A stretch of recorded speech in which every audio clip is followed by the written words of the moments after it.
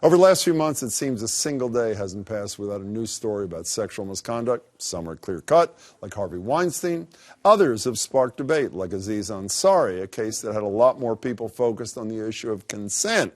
And as Christina Quinn shows us, that conversation is starting to become a cornerstone of sex education in local high schools. Hand to hand. All right, foot to foot. 10th graders at New Mission High School in Hyde Park kick off their class with an icebreaker game called Partner to Partner, led by Jess Alder and Taquari Milton. Back of the head to back of the head. Nose to nose. No. The point of the exercise is to start a discussion about boundaries and reading nonverbal cues through body language. How many people felt comfortable hand to hand? Everybody. What made that comfortable? What made that okay? It felt safe. It felt at home. It felt safe. It felt at home. What about when I said belly to belly? Jess Alder is acting program director of Start Strong Boston, a program run out of the Boston Public Health Commission's Division of Violence Prevention.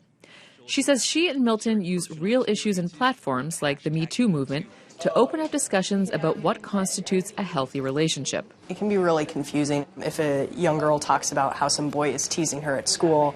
Her guardians, teachers will often say, oh, that just means they like you, like just brush it off. And that's putting the women, in a position of like, oh, okay, it's okay for me to be treated that way. And it's also giving assent to guys that are kind of picking on somebody to get their attention.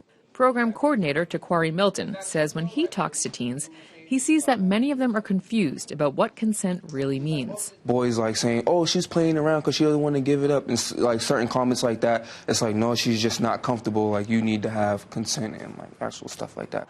Alder and Milton visit middle and high schools throughout the city. And in each visit, they address topics ranging from the various forms of abuse to the barriers the LGBTQ community faces.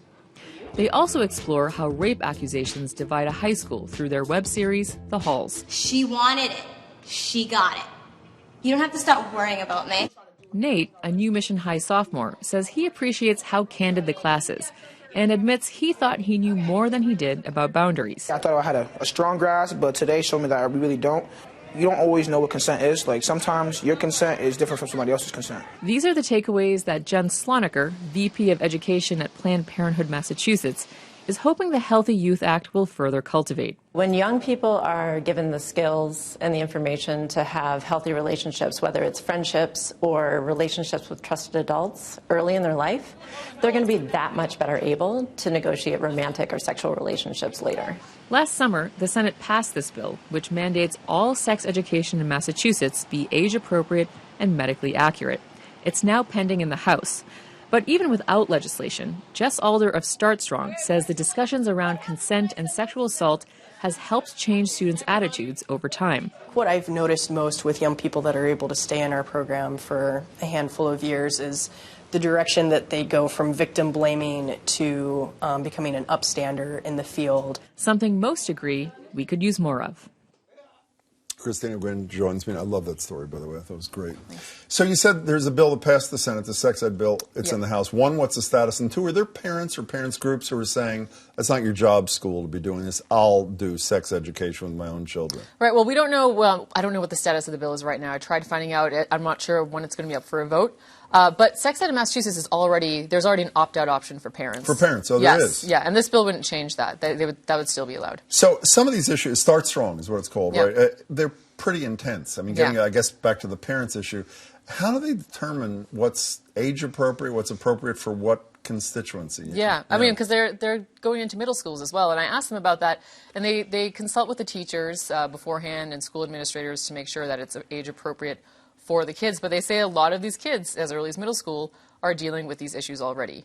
And what's interesting is that in the last few years, colleges have ramped up, sexual assault awareness intervention under the Obama administration. But there's been some research that says these brief interventions don't work. They only work over a longer period of time. And so it sort of makes sense that you would introduce these ideas and these discussions early on. You also, when I was a city council, if you excuse the expression, in Cambridge, one of the programs I went to, not unlike this, was kids talking about dating violence to other kids. And Yeah. so is there any of that peer-to-peer stuff in this? Yes, there definitely is. So they definitely want the kids to lead the discussions. And they also have a peer leadership program. And Oh, they so do. so that sort of goes back to what they see. They see this progression in kids' attitudes over the years. Yeah. So what's next for Start Strong? Is there a next? There is a next. Well, is it? season 2 of The Halls, that web series Uh-huh. that I mentioned in there. Season 2 will come out in April, and it's a really, I have to say, it's a pretty impressive web series. And they're also teaming up with a lot of other schools in Boston. Hugely important. It's great. Nice to see you, Christine. to see you, too. Thank you so much.